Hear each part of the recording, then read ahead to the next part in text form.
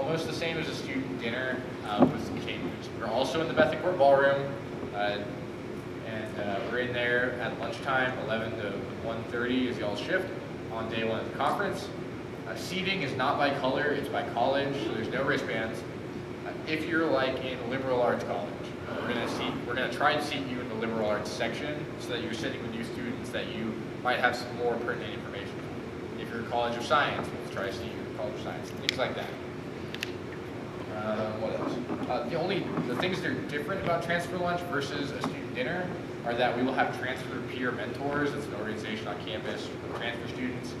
They will be there in some teal or purple polos, and they will be there basically doing what you guys are doing, same kind of job. They're just sitting to have lunch with them at the tables, and one of them will help with the transfer student panel.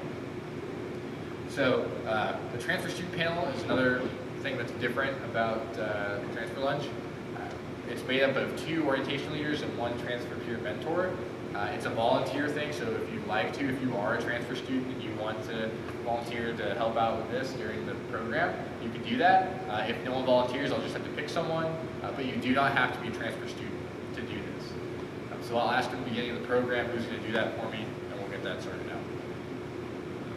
And I will be moderating that panel, so if any questions come up that are things that we may not be able to discuss or you may not know how to answer, I can help deflect those. So if anyone asks where to get the cheapest beer, like that happened at winter conferences. So yeah, we'll deal with that. Another thing is the student voice speakers. For this particular transfer conference, one of the execs, or 2 of the execs will be doing those, but in future conferences, that might be something that I'll have you guys do.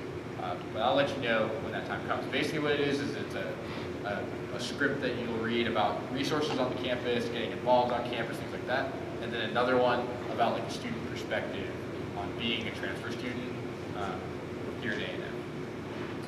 And then the last thing is yell practice. There's still yell practice, and it occurs in the ballroom. Everything is going to be in the ballroom for transfer lunch. There's no leaving or going anywhere. So yell practice will occur, and we will yell practice. The roles at transfer lunch are just an abbreviated version. There are 2 counters, 2 line controls, 2 greeters, and everybody else is a mingler.